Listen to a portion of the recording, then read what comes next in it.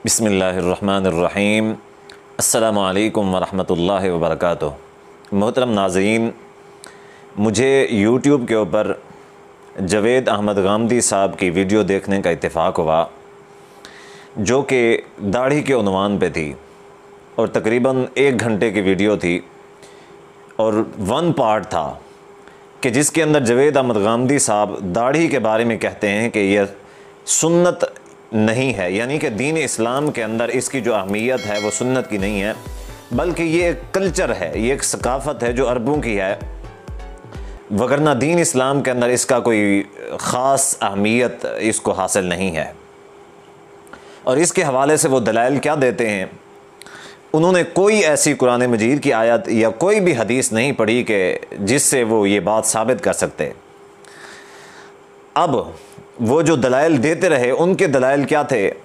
उनके जो दलाइल थे वो ये थे कि मैंने जिन अहादीस का मुतालिया किया है तो उनसे मैं ये समझा हूँ, मैंने सारी अहादीस को सामने रखा और सामने रख के मैं इस नतीजे पे पहुँचा, मैंने जो समझा वो ये है।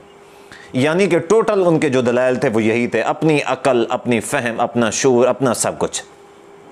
कुरान मजीद की कोई एक आयत या अहादीस रसूलुल्लाह सल्लल्लाहु अलैहि वसल्लम में से कोई एक हदीस भी उन्होंने ऐसी नहीं पढ़ी कि जिससे वो अपने जो मौक़िफ़ था उनका, जो उनका दावा था, उस दावे के मुताबिक उस दावे को साबित करने की कोशिश करते।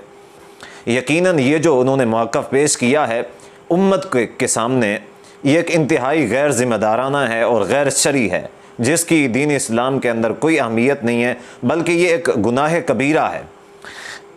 वो क्यों है कि इसकी मैं आपको वाज़ेह मिसाल देना चाहता हूँ कि एक शख्स है कि जो गुनाह करता है और गुनाह को गुनाह तसव्वुर भी करता है, अल्लाह से डरते हुए गुनाह करता है, और एक जो शख्स है उसका सिरे से इनकार करता है कि मैं इस चीज़ को दीन इस्लाम के अंदर मानता ही नहीं हूँ, मैं नमाज को नहीं मानता।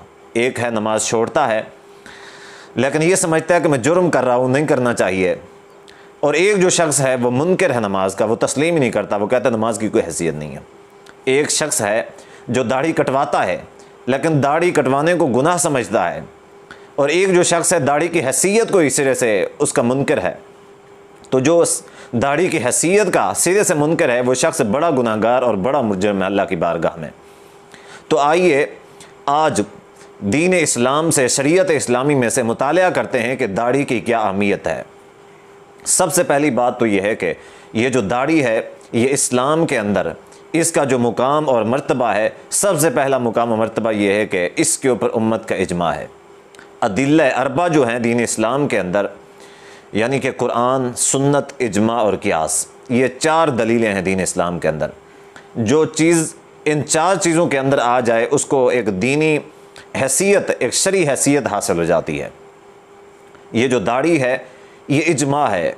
नबी सल्लल्लाहु अलैहि वसल्लम के ज़माने से लेकर आज तक जितने भी उलमा हैं, मुहद्दिसीन गुज़रे हैं, बड़े बड़े उलमा गुज़रे हैं, हत्ता कि छोटे भी, कोई भी दाढ़ी की जो शरई हैसियत सुन्नत है इसका मुनकर नहीं है। दाढ़ी के सुन्नत होने पे उम्मत का इजमा है, लेकिन उस इजमा के ख़िलाफ़ सिर्फ़ एक शख्स खड़ा हुआ है जिसका नाम जवेद अहमद गामदी है, जिसके पास कोई शरई दलील नहीं है, सिर्फ़ कहावतें हैं, इधर उधर की बातें हैं और उनका ज़ाती फ़हम है।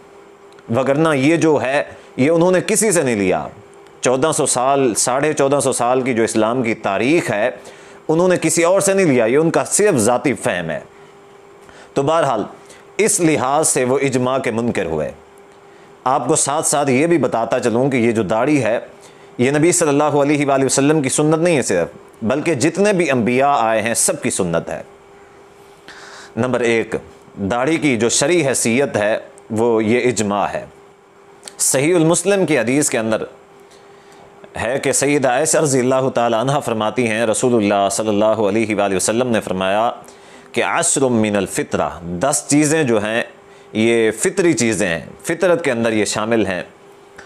उनमें से पहली चीज़ कौन सी है? क़स्सुश शारिब, मूँछों का काटना, और जो दूसरी चीज़ है वह इफ़ाउल लिहिया, और दाढ़ी को माफ़ करना, दाढ़ी को बढ़ाना। ये 2 चीज़ें जो हैं ये फ़ितरत में से हैं। तीसरी जो चीज़ें हैं कभी भी इनको तर्क नहीं करना चाहिए, क्योंकि ये एक शैतान के हथकंडों में एक हथकंडा है।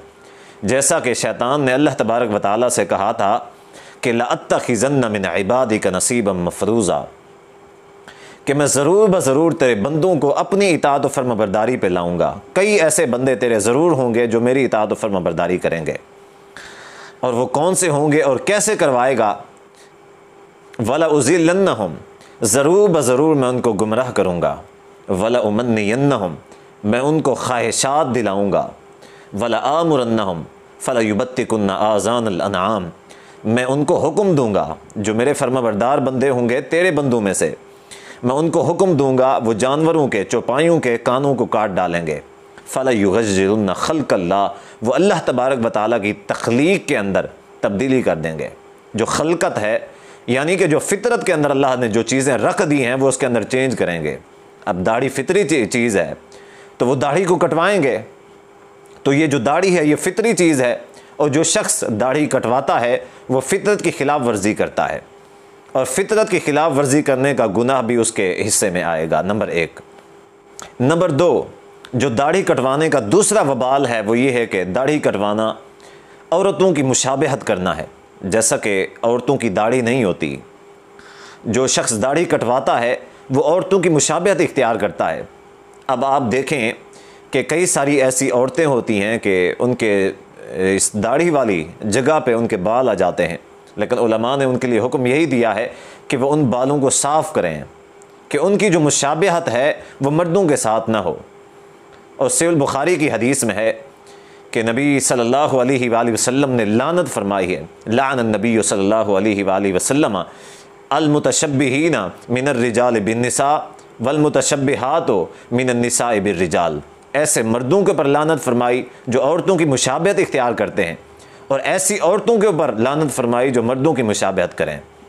तो ये जो दाढ़ी कटवाना है ये औरतों की मुशाबहत है, और औरतों की मुशाबहत करने से नबी सल्लल्लाहु अलैहि वसल्लम ने लानत फरमाई है। ये दूसरा वबाल है। अब तीसरा वबाल क्या है दाढ़ी कटवाने का? तीसरा वबाल ये है कि जो मुश्रिकीन थे, जो यहूद व नसारा थे, वो दाढ़ी कटवाया करते थे।